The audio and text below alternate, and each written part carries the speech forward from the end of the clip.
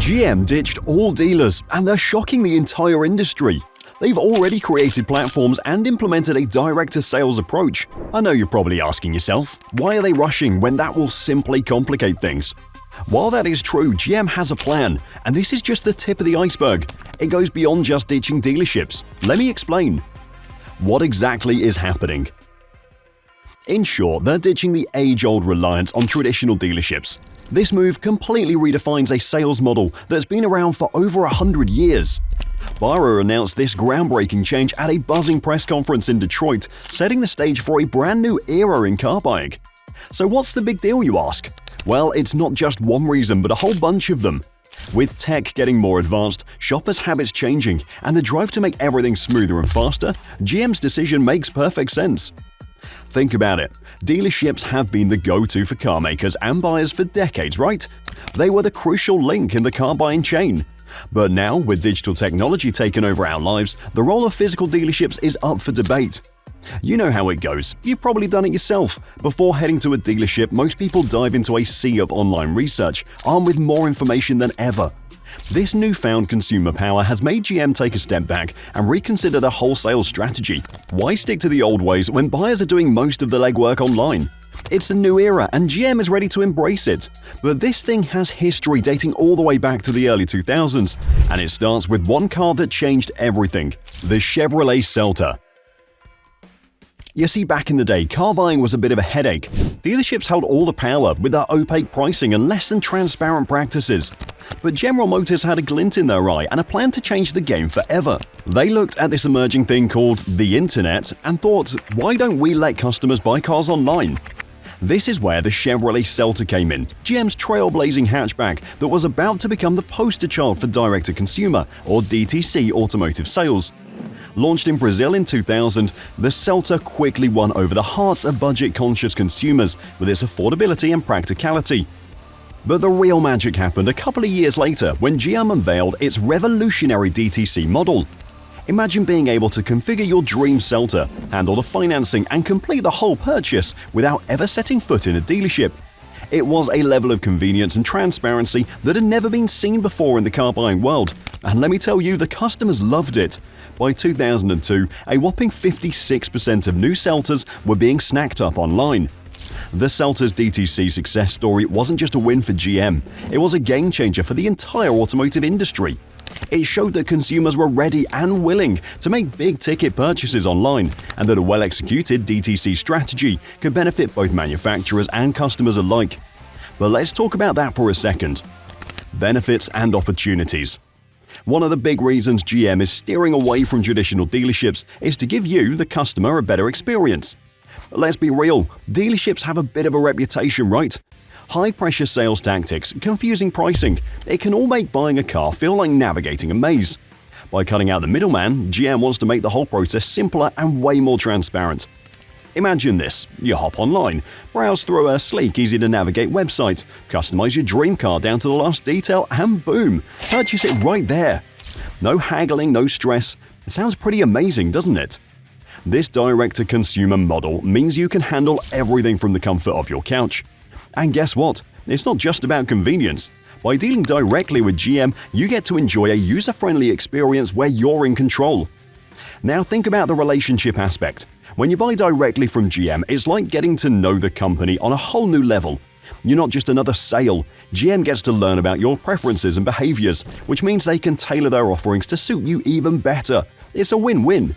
This approach isn't just changing how you buy a car, it's transforming the whole customer journey. You get empowered with all the tools and information you need to make the best choice for you. And let's not forget the bonus of avoiding those stressful dealership visits. It's a game changer. On top of enhancing the customer experience, GM's decision to move away from dealerships is all about some serious economic benefits. Think about it. Maintaining a vast network of dealerships is no small feat. It's pricey, with all the staffing, inventory management, and overhead costs piling up. By cutting out this middleman and selling direct to you, GM significantly slashed these expenses. What does that mean for you? Well, potentially lower prices and better deals. Now, here's where it gets even more interesting. GM isn't just doing this for the heck of it. They have some ambitious plans up their sleeve, especially in the realm of electric vehicles and autonomous driving technology. They've got a serious plan, but we need to talk about the details, so let's talk about it. The new blueprint. You see, the areas where GM has been focusing lately require hefty investments, and every penny saved from not running dealerships can be funneled into these groundbreaking developments. It's all about redirecting funds to where they can make the most impact. Imagine the future, one where GM leads the charge in EVs and self-driving cars. By streamlining the sales process and reducing costs, they're putting themselves in a prime position to accelerate towards an all-electric future.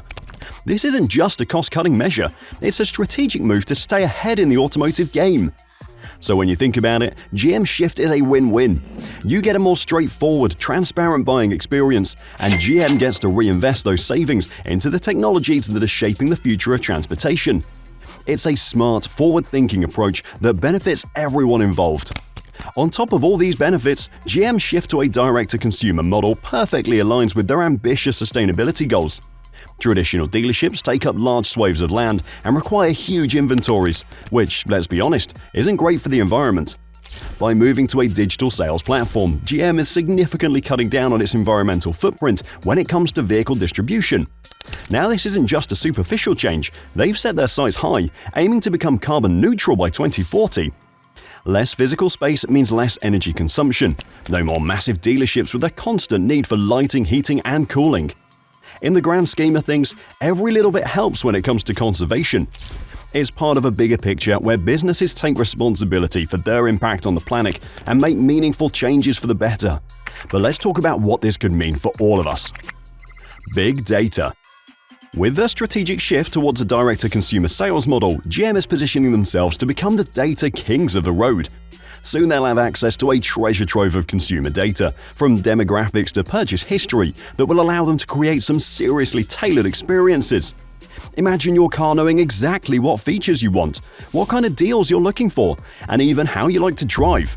It's like having a personal automotive concierge at your fingertips. But the data revolution doesn't stop there. By tapping into the connected car technology, GM can gather all kinds of juicy details on driving habits, energy consumption, and maintenance needs. This intel can be used to develop next-level driver assistance systems, optimize vehicle performance, and even predict when your car might need a tune-up. And for all you EV enthusiasts out there, GM can use charging pattern data to identify where the infrastructure gaps are and build out those charging networks, putting them miles ahead of the competition. But it's not just about the car itself. GM is also keeping a close eye on customer feedback. Through online surveys, social media, and customer service interactions, they'll be able to gauge satisfaction levels and spot areas for improvement in real time. Imagine being able to voice your opinion and actually see changes happening as a result. It's like having a direct line to the automaker, and GM is all ears. They're sitting on a data goldmine that can fuel innovation, enhance customer satisfaction, and solidify their position as industry leaders. But let's face it, this is a very controversial area. Let me break it down for you in simple words. No one wants their driving habits or personal info floating around out there, so GM will need to implement some serious data security and keep customers in the loop about how their information is being used. They have to make sure they're protecting customer privacy and maintaining transparency every step of the way. But it's not going to be easy. They'll have to navigate a complex web of regulations and keep that customer trust intact. The companies that master data-driven decision-making will be the ones that come out on top in this rapidly evolving automotive landscape. And let's not kid ourselves, shifting away from dealerships isn't going to be a walk in the park. Tearing down the current system and planting something new will take some serious effort and meticulous planning. So, what are they going to do? Dealers have been GM's steadfast allies, essential to their success story. Many of these dealerships are independently owned and operated by people who have invested their lives into these businesses. The shift to direct-to-consumer model inevitably stirs up a lot of questions about what the future holds for these businesses and the people who make them run. You might be wondering, how will GM handle this? Well, they'll need to tread carefully and thoughtfully, that's for sure. This isn't just a business decision, it's about people's livelihoods. It's about ensuring that the move doesn't leave anyone out in the cold. Think about it. The dealership model has been around for so long, it's almost part of the industry's DNA. Unraveling this won't happen overnight. It's like trying to replace the engine while the car is still running. GM will need to keep the wheels turning, maintain relationships, and ensure that dealers and their employees are not left high and dry. So what does that look like in practice? It means engaging with dealers early and often and keeping the lines of communication wide open. It means offering support and perhaps even new roles within the evolving GM ecosystem. It's about finding creative solutions that work for everyone, so no one feels like they're being pushed out of the picture. And to do that, they need to think outside the box for a moment or go back in history. Remember when we talked about the Chevrolet Sela? At the time, GM didn't want to leave their dealer network out in the cold. No, they found a way to keep those dealerships involved, providing test drives, after-sales service, and good old-fashioned face-to-face support. It was the perfect marriage of modern convenience and personal touch. This way, they're not just tossing out valuable resources, but actually giving them a new lease of life. Plus, this could be a win-win for the employees, providing them with new roles and keeping that strong community connection GM has always valued. But this is just the tip of the iceberg. There are lots of issues and problems. To be honest, let's talk about them. Challenges and obstacles. Now, moving to a direct-to-consumer model isn't just about flipping a switch. It's going to need a serious boost in digital infrastructure. I mean, they're making an online platform that's not only robust, but can also handle every detail of car sales. We're talking about customization options, financing, and delivery logistics, the whole 9 yards. It's got to be user-friendly and secure, making the entire buying process smooth and enjoyable for customers. GM will need to pour resources into marketing and customer support. It's one thing to build a fantastic platform, but another is to ensure that customers know about it and feel comfortable using it.